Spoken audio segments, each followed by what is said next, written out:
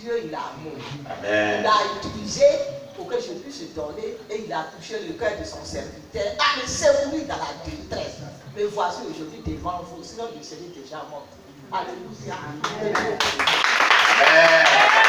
Seigneur Jésus-Christ. Voilà Jésus. Sois béni, maman. Que Dieu te bénisse. Alors, pour ceux qui sont au courant de cette maman, je crois bien qu'il y a le frère Josué et Gédéon, et le frère Gédéon, pas Josué. Il y a aussi le frère, le frère Jacques. Je vais parler des premières heures qu'elle est venue ici. Elle disait, ah, il y a les bêtes dans ma tête. Tu te souviens? Et dedans là, je n'arrive pas à prendre bien tout. J'étais là, non? Nous avons prié ici pour faire intensément. Et puis elle est partie. Elle est revenue, on a prié encore plusieurs fois. Et il y avait des jours qu'elle n'arrivait pas à dormir à cause de ces bêtes qu'elle disait c'était dans sa tête et des bulles qui étaient dans sa tête. Et après les prières, la maman a commencé à dormir, c'est pas ça? Elle a commencé à faire des chemins profonds. Et chaque fois qu'elle venait ici, c'était la prière. Arrivé à ce moment, le Seigneur dit, l'aspect spirituel est fini. Ce qui reste, il faut qu'elle soit soignée. Parce que le Saint-Esprit m'a dit. Entre-temps, il disait qu'il y a même son frère qui avait fait un songe et un homme de Dieu lui a dit qu'elle devait être paralysée si un côté. Elle ne chantait que cela. Dieu dit, des fois Dieu dit, celle-là, sur le plan spirituel, il y a plein de mauvais esprits, il faut qu'elle soit soignée. Il dit, mais Seigneur, qu'est-ce que je vais faire? Il dit, prends la voie là chez ton médecin, il m'a traité. Et c'est comme cela, un jour elle est venue du village quand on changeait là au dehors. Et puis, elle me parlait de cela. Elle dit, ah, on m'a dit que je serais paralysé. Et un homme de Dieu même a prophétisé ça sur ma vie.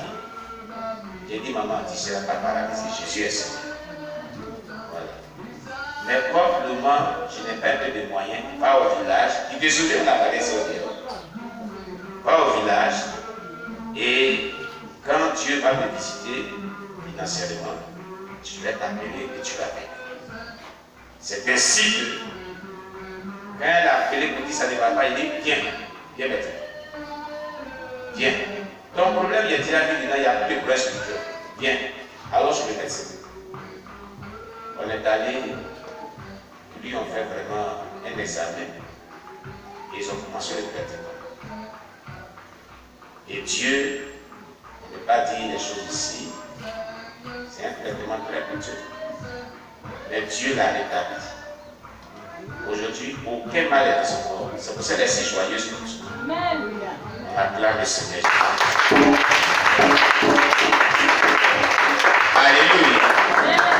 Et c'est ça, je voudrais vraiment exhorter les gens à s'attacher au Seigneur, à donner leur vie à Jésus. Amen. Dans son témoignage, il y a 3 points essentiels.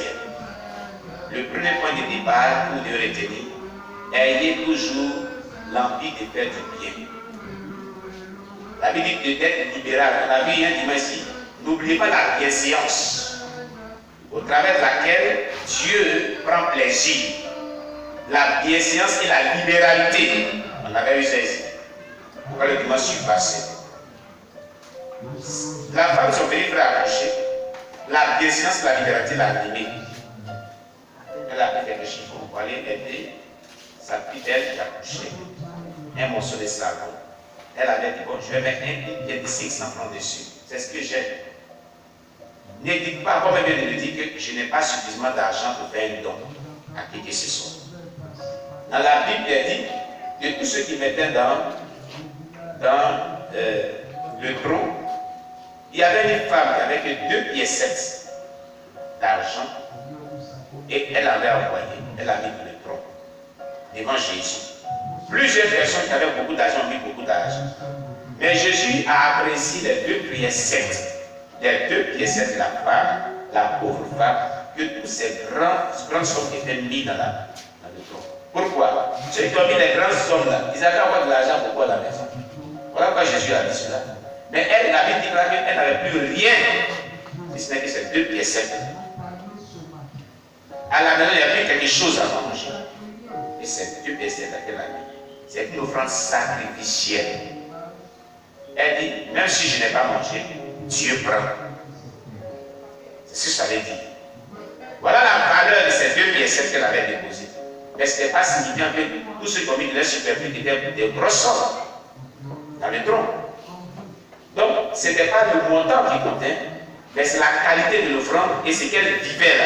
C'est ce que Dieu a regardé, il a dit. En vérité, je vous le dis, de tous ceux qui ont mis dans le tronc ici, ils ont mis cela de leur superflu. Mais c'est la pauvre femme qui a mis ces 2 pièces là qui a donné réellement comme Dieu le veut.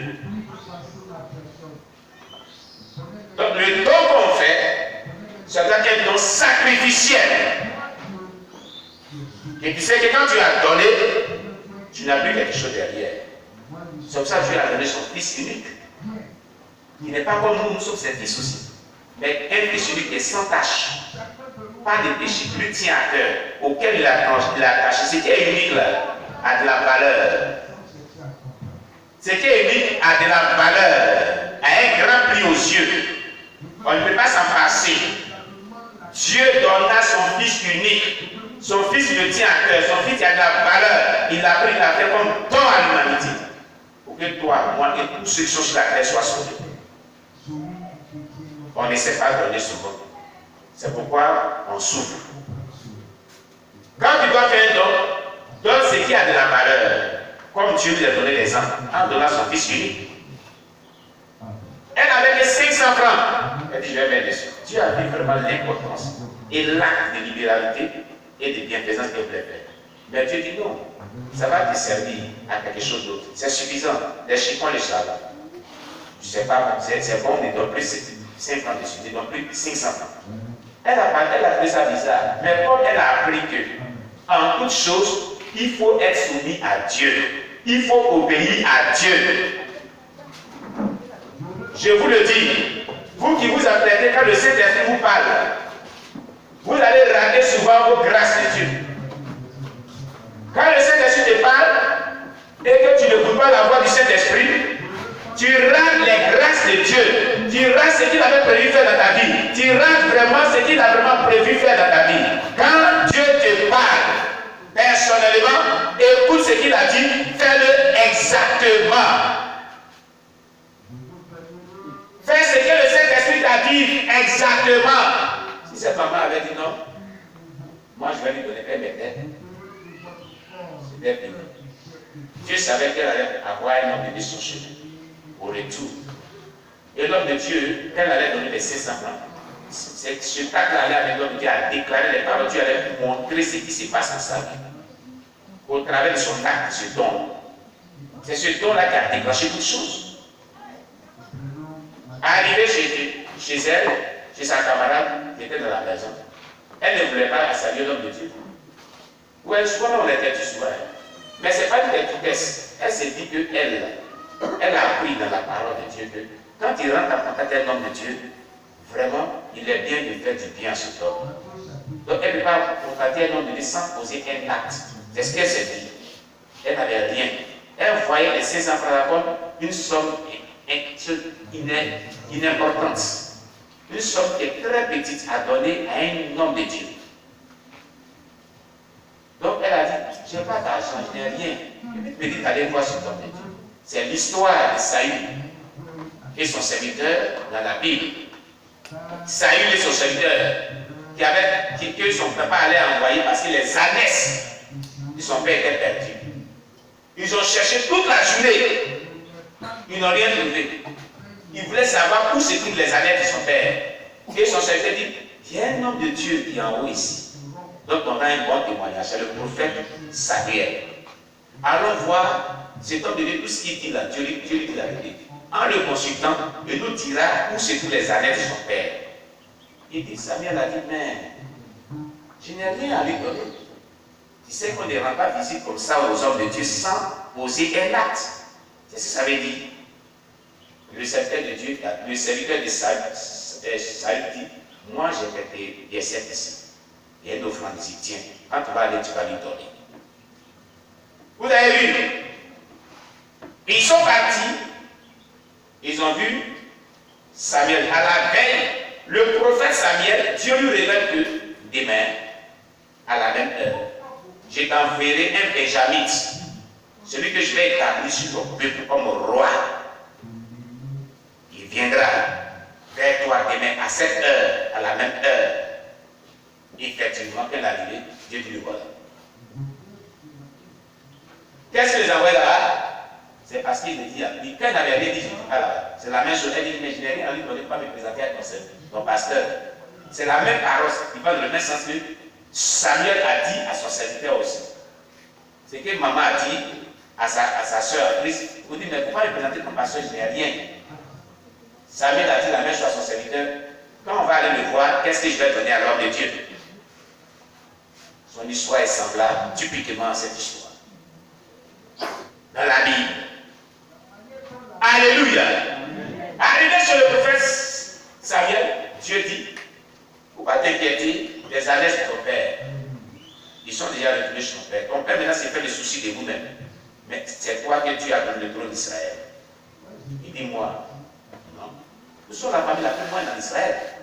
Il dit, voilà ce qui s'est passé. En route, tu vas croiser une troupe de jeunes prophètes qui prophétiseront. L'esprit te saisira, tu prophétiseras et tu iras. C'est un signe. Et tout ce que l'homme de Dieu a dit, c'est réalisé. Parce qu'ils ont écouté la voix de Dieu. Parce qu'ils sont allés devant l'homme de Dieu avec un présent qui n'était pas superflu, mais qui avait de la valeur. Des pièces. Elle a donné les 500 francs. Deuxième point de son témoignage. L'homme de Dieu dit, tiens les 500 francs. Ça l'a surpris. Pour elle, peut-être que l'homme de Dieu refuse les 500 francs. Il dit, tiens, attrape ça. Et quand ta main va prier, il prie avec elle. Il dit, Dieu dit. Ils ont lancé une maladie sur toi. Un sort, ils ont lancé une maladie sur toi. Mais le Seigneur dit, ne t'inquiète pas, il te délivrera de cette maladie. Voilà, c'est fini. La prophétie de l'homme de Dieu s'est réalisée ici. Elle est venue avec cette maladie, on a prié, Dieu dit c'est fini, mais il faut que le corps soit soigné. Quand le corps souffre. Et c'est comme ça, Dieu l'a libéré aujourd'hui, la voilà. Quand vous écoutez la voix de Dieu, quand vous marchez par le Saint-Esprit, quand vous suivez les instructions du Saint-Esprit, il vous amène à la résolution de vos problèmes. Mais quand tu n'écoutes pas la voix de Dieu, tu resteras dans les problèmes et ta vie ira de détresse en détresse. Écoutez la voix de Dieu. Écoutez les instructions que vous donnent les serviteurs de Dieu, que Dieu met sur vos chemins. Écoutez ce qu'ils vous disent dans la Bible et ce que le Saint-Esprit leur dit de vous dire. Personnellement, si tu as entendu la voix du Saint-Esprit qui dit c'est comment Dieu te parle, marche selon ce que le Saint-Esprit t'a dit personnellement aussi. Mais ne sois pas têtu quand Dieu te parle. Ne désobéis pas quand Dieu te parle. Sinon ta vie ira à l'encontre des problèmes et des problèmes. Que Dieu vous bénisse. Amen. On acclame le Seigneur Jésus. Est-ce que je voulais vraiment dire par rapport au témoignage de cette maman? Par rapport au témoignage de cette maman. C'est ce que je voulais vraiment dire. Il était important que je vous le dise. Amen. Amen. Dieu l'a libéré spirituellement. Et Dieu dit à son serviteur que Jésus, il faut la sauver. Le corps est fatigué. Le corps a besoin des soins. J'ai dit, mais je n'ai pas d'argent. Il dit, je vais t'envoyer l'argent. Tu la sauves. Et quand on a parlé, je lui ai dit, il faut partir.